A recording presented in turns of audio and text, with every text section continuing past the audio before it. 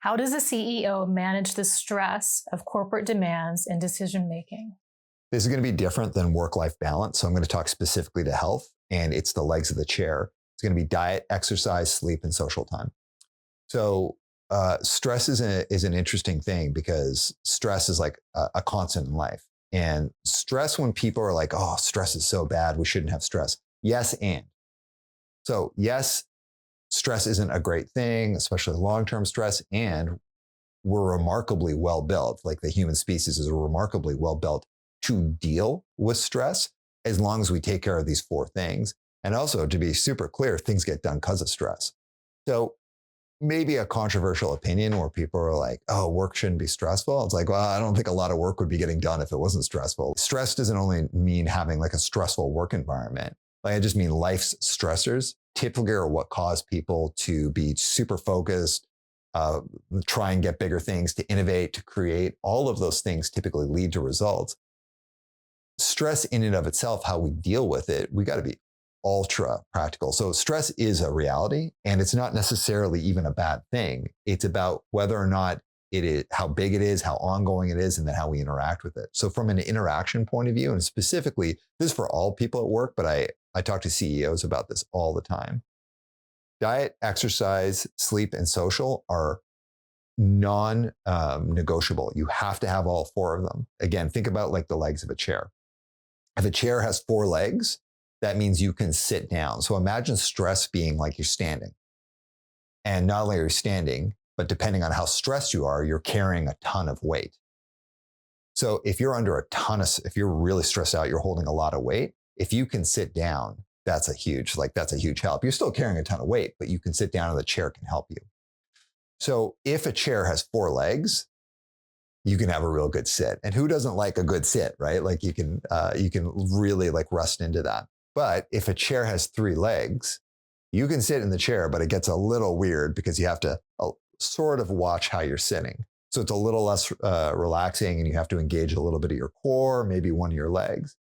If a chair has two legs, yes, you can sit in it depending on which legs they are, but now your two legs have to actually become the other two legs. So you got to stabilize it, and you have to use your core. You're kind of engaged with it. So it's much less relaxing. But if a chair has one leg, you can't sit in it. You're just going to stand. So that's how I think of how we deal with stress from these legs of the chair. When I think of diet, I'm not telling people to go on a diet.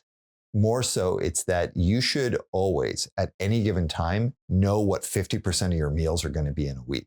And that means that you should typically have those meals on hand. Either you have all of the stuff in your house, or you like pack a lunch, or any of these things.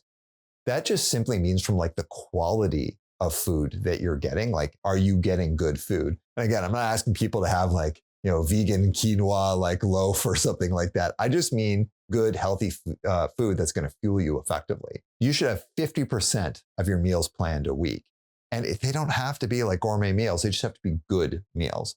If you want to get really ambitious, and especially if you're going through a super stressful time, you can knock that up to 70 or 80%. You could even have 100% of your meals. But the more your meals are planned out and you know what you're going to have, you're going to be able to keep that leg of the chair. The second is exercise. Again, I'm not asking people to be like, marathon runners or anything, but most people need minimum 30 minutes of exercise 3 times a week. And that is just about keeping your blood flowing, like keeping your mind crisp, having the right balance of things going on with your hormones, all of those things.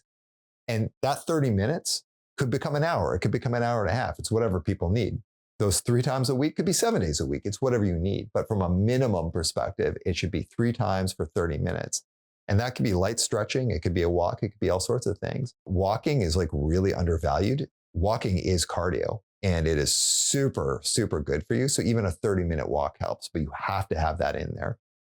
Sleep. Most people need between 7 and 9 hours of sleep, especially if we're talking at CEO level. So we're going to say people are like mid to late career at that point. 7 to 9 hours of sleep.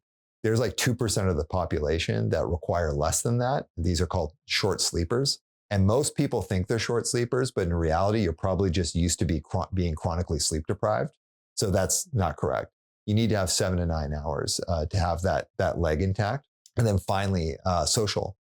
Most people need about an hour of social time a week, minimum. And that could be 1 hour at a time or one day in the week, or you can split that up. You can be way more social than that. And a very few people need less than that, but you do need established social time each week. That could be a phone call with a friend or with multiple friends. It could be Zoom. It could be in person, any of those things. It could be drinks after work, whatever it is. But what it can't be is texting with people is not social time. Social media is not social time. These are typically things that detach us from the human experience or cause a lot of anxiety.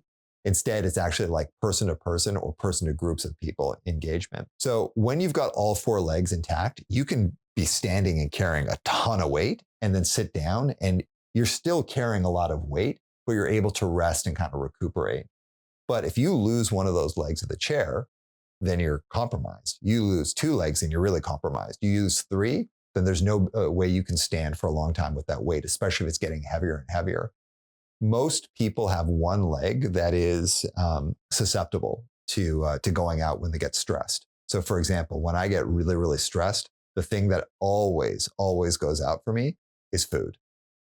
I love candy. I love sweet stuff. I love donuts, pie, all of that. As soon as I get really stressed out, I'm like, I just start eating bad. So that's the first leg that goes out. But most people, myself included, usually have a leg that once has gone, that one has gone out, the other one's kind of weak as well. And so my second is exercise. As soon as I start eating bad, I give myself an excuse to stop exercising as well. Now I only got two legs and I'm carrying a lot of weight. So in that situation, it's what we'd refer to as mild burnout. It's really, really important. If you are not just a CEO, but anyone who's managing a ton of stress, the absolute focus on your patterns of self-care and keeping those legs intact. And if a leg goes out, as it often does, that you don't let that leg go out consistently for more than 2 weeks. If it goes out for 2 weeks, up to 2 weeks, that's pretty normal in life. But if you let it go for more than 2 weeks, it's normalizing and it's going to be hard to get that back. So stick with the legs of the chair. And that means you can carry a ton of weight and then sit down as you need.